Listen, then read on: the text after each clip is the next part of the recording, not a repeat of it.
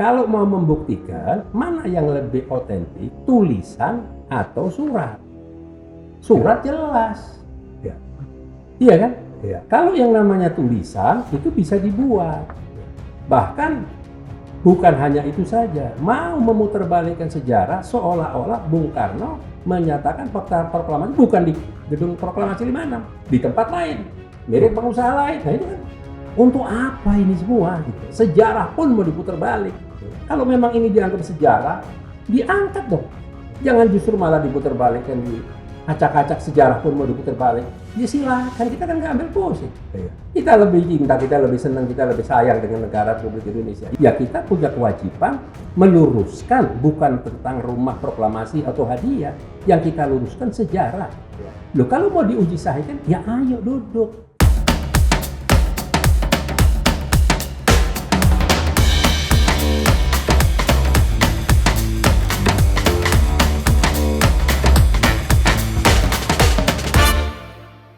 Assalamualaikum warahmatullahi wabarakatuh, sobat pemirsa, Waalaikumsalam. sobat Warahmatullahi Freedom, wabarakatuh. dimanapun Anda berada. Selamat berjumpa dalam Freedom Talk.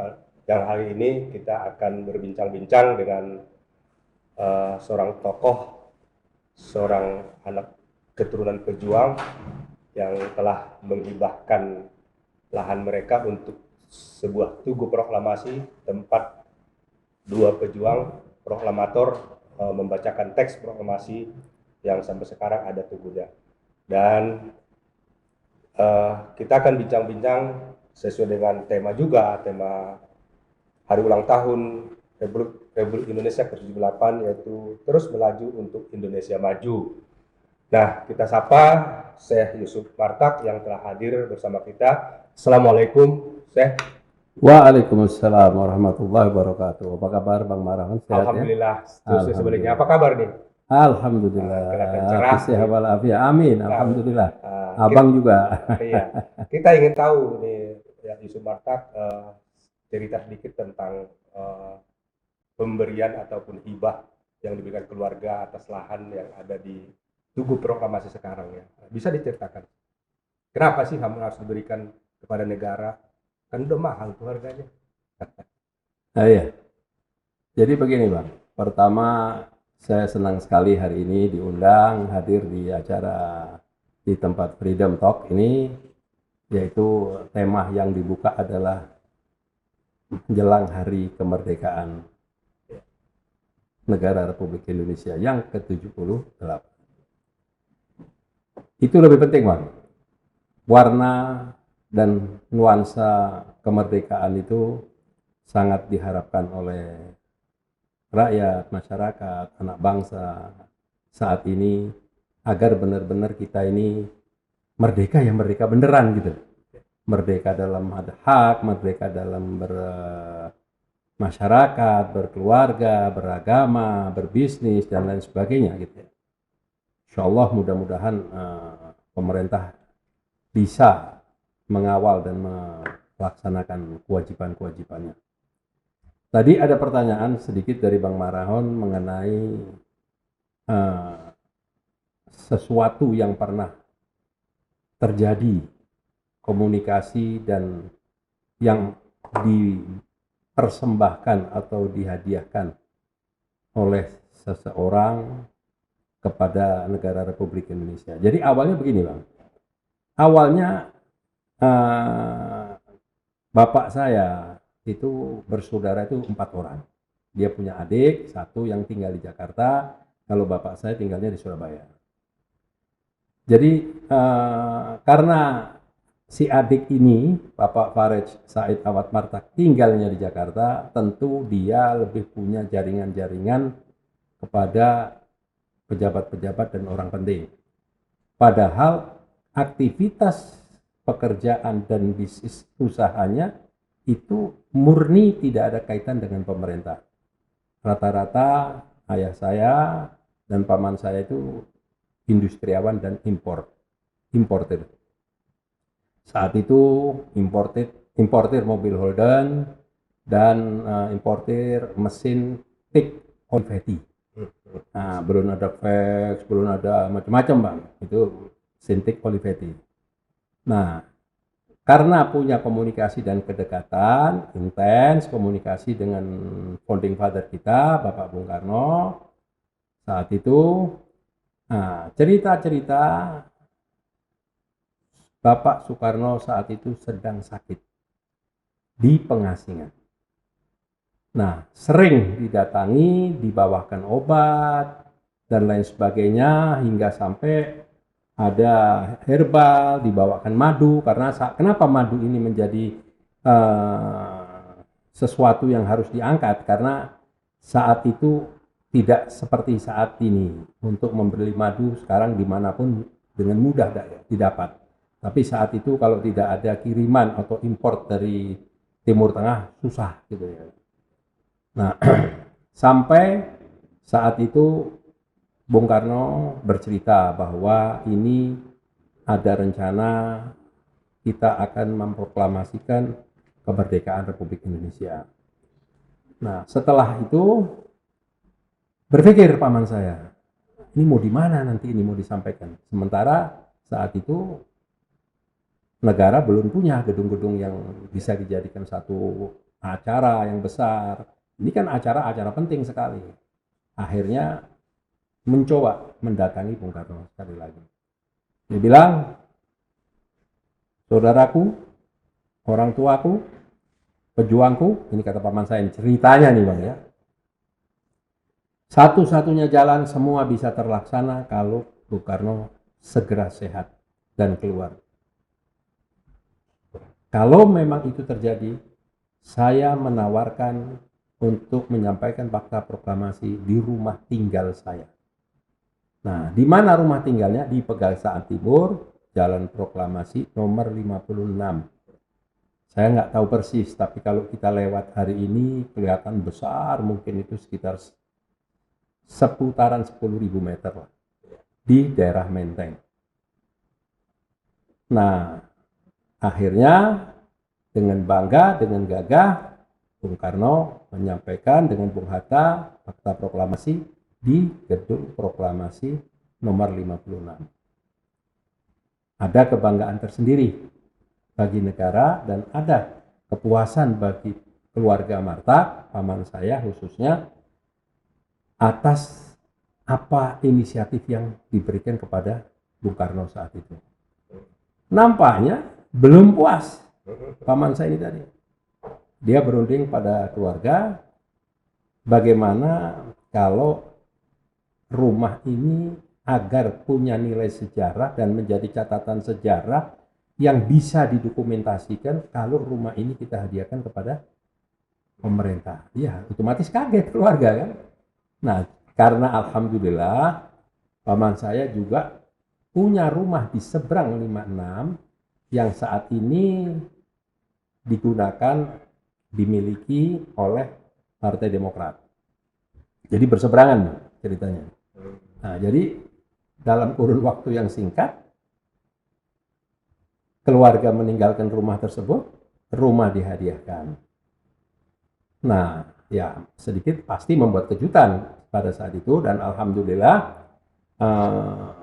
mendapat surat saat itu melalui Menteri Pekerjaan Umum Perhubungan Republik Indonesia yang ditujukan kepada Saudara Farid bin Said bin Awad Martak, Presiden Direktur NV AG Meno Import Export and Handle My Marba di Jakarta.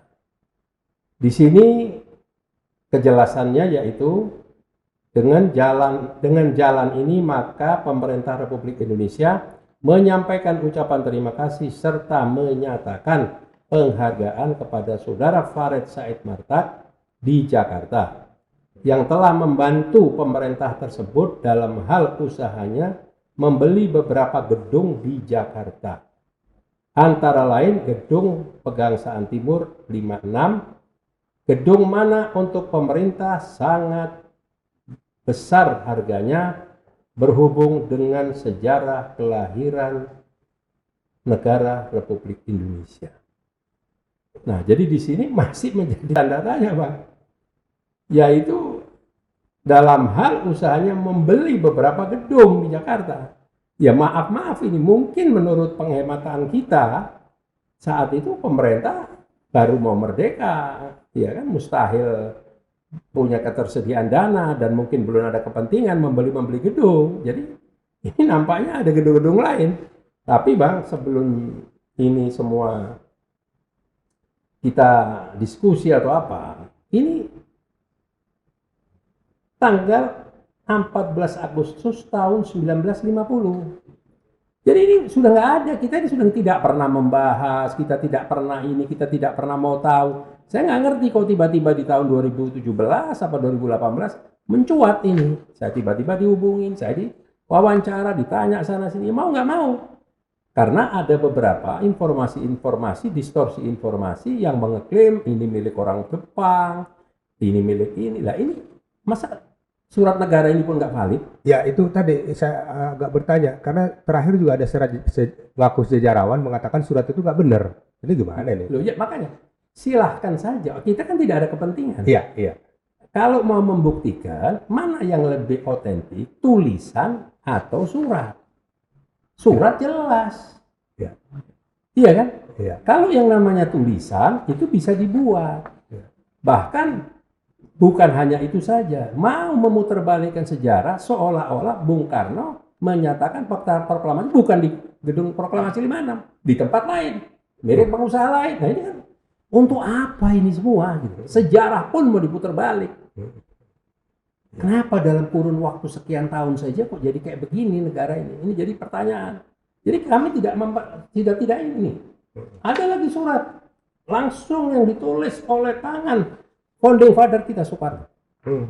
Ya, tanggal 14 bulan 1 tahun 53. Cuman di sini hanya saya mengucap banyak terima kasih atas kiriman saudara madu Arab yang baik sekali buat kesehatan saya. Karena saya menderita sedikit beri-beri, maka dokter menganggap madu itu baik sekali buat saya di samping vitamin D3. Proklamator buat surat, Bang. Ya. Ini kalau hari ini didagangin bisa cari duit nih.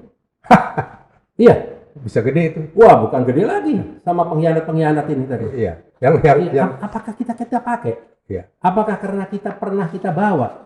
Atau keluarga Farid, anak cucunya pernah bawa ke presiden kelima, atau keluarganya. Sedangkan banyak aset-asetnya yang terbengkelai, yang didudukin orang, yang diklaim oleh perusahaan-perusahaan besar. Nggak pernah, Bang. Nggak pernah. Ini kan usia. Kalau memang ini dianggap sejarah, diangkat dong. Jangan justru malah diputar balikkan, di acak-acak sejarah pun mau diputar balik. Ya silakan, kita kan nggak ambil pusing. Iya. Kita lebih cinta, kita lebih senang, kita lebih sayang dengan negara Republik Indonesia. Itu Bang, kalau cerita gedung proklamasi. Iya, kalau dinilai ini 10.000 meter, itu 1 hektar, itu sekarang udah berapa triliun ini di sana. Iya pasti Bang, pasti. Jadi kenapa masalahnya kan gini Bang, kalau kita, orang tua kita punya kepentingan, ada orientasi bisnis dengan pemerintah, ya itu masih bisa diterima akal, tapi yang nggak segede itulah zaman itu kan gitu kan. Jadi saya melihat, saya mempelajari dari pengalaman saya. Bapak saya juga pernah menjadi ketua PNI di Jawa Timur, bendahara ya. Kakak saya juga. Jadi memang kita ini punya kedekatan dengan nasionalis. Jadi jangan salah siapa saya kalau nggak kenal gitu.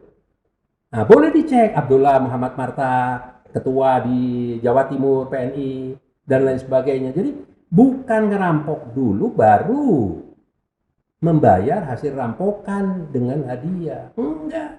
Dari harta jadi payah keringet yang disumbangkan kepada negara. Kalau memang mencintai negara dan bangsa Republik Indonesia, Pak. Nah itu tadi disebutkan bahwa sejarah kok mau dibalik atau terbalik atau mau dihilangkan segala macam. Ini Indonesia merdeka sudah 78 tahun. Kok model-model sebegini masih pantaskah dilakukan oleh orang-orang seperti ini? Jadi Indonesianya nggak salah, merah putihnya nggak salah, iya kan? Bhinneka Tunggal Ikanya nggak salah, Pancasilanya nggak salah, yang salah oknumnya.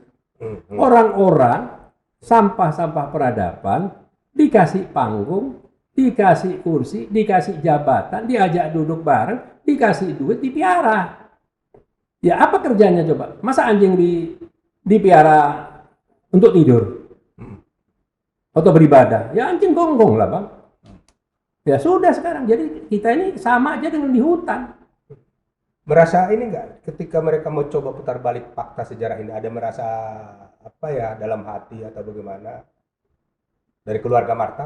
Ya kalau keluarga Marta kan sudah given, Bang. Sudah enggak ambil pusing dalam arti kata. Cuman ya kita punya kewajiban meluruskan bukan tentang rumah proklamasi atau hadiah. Yang kita luruskan sejarah. Ya. Loh kalau mau diuji sahihkan, ya ayo duduk.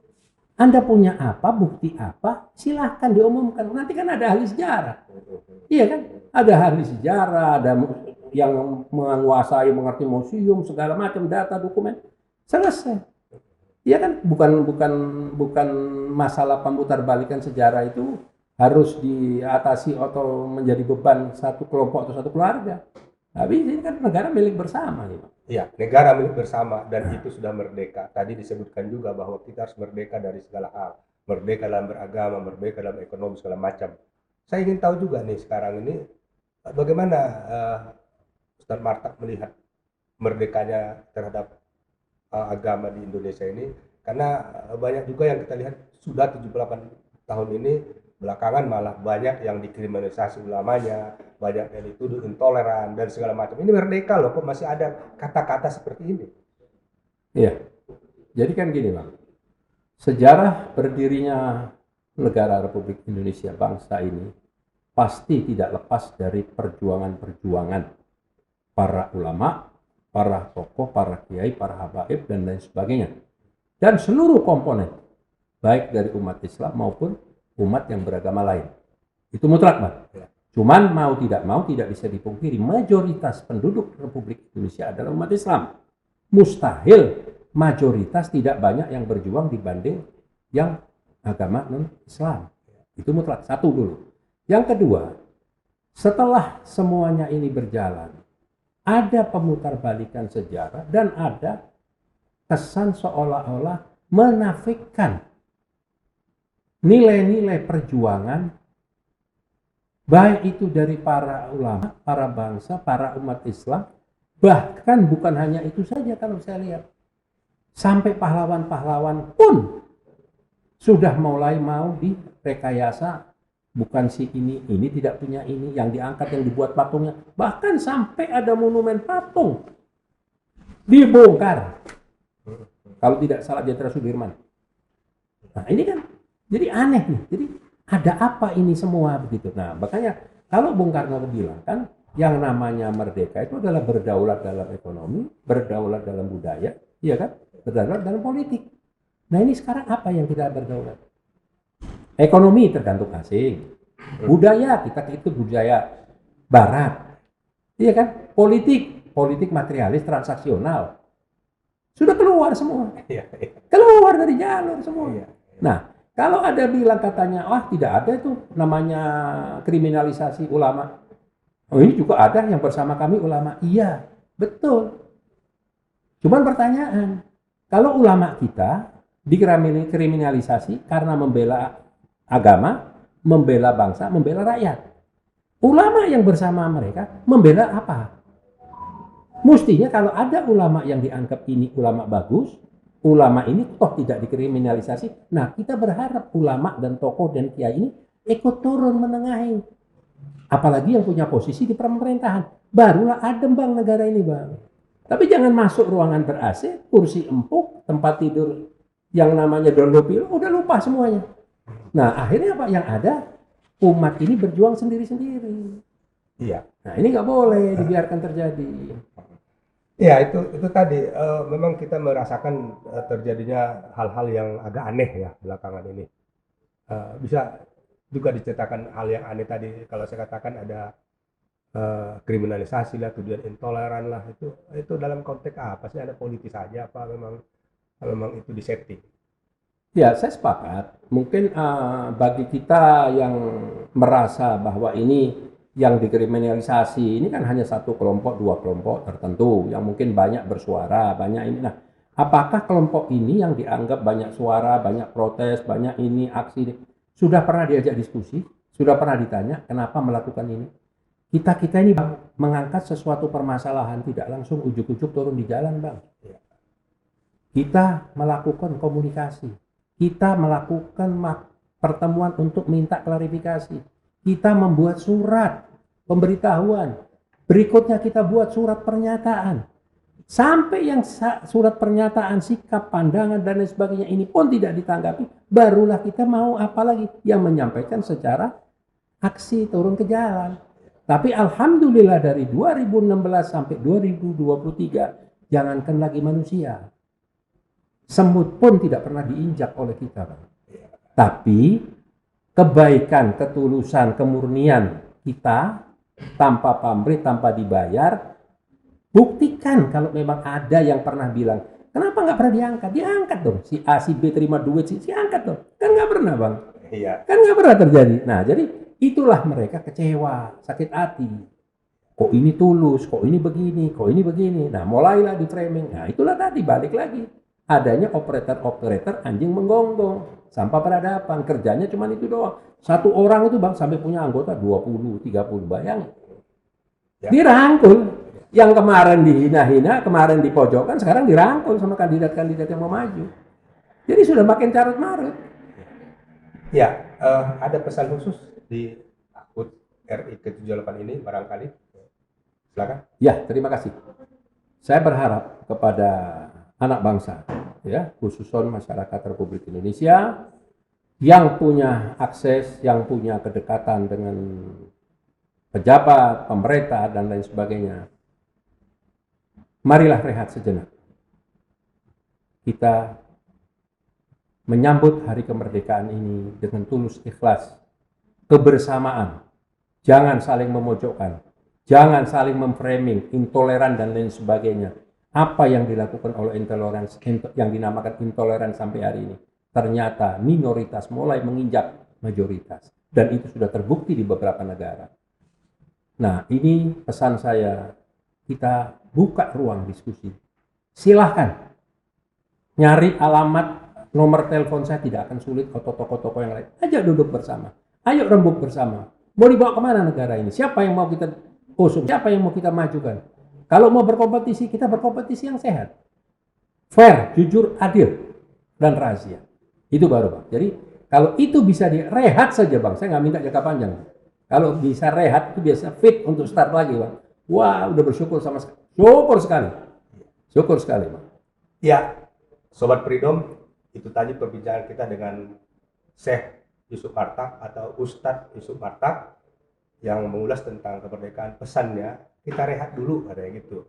Sebenarnya kalau bisa hentikanlah pola-pola mengadu domba bangsa ini, anak bangsa ini. Jangan seperti terjadi karena ini akan merusak negara ini. Negara yang kita cintai, negara yang didirikan oleh para pahlawan kita yang berdarah-darah, kok kita mau memecah belah. Itu Sobat Freedom, semoga bermanfaat. Dari kami, terima kasih. Assalamualaikum warahmatullahi wabarakatuh.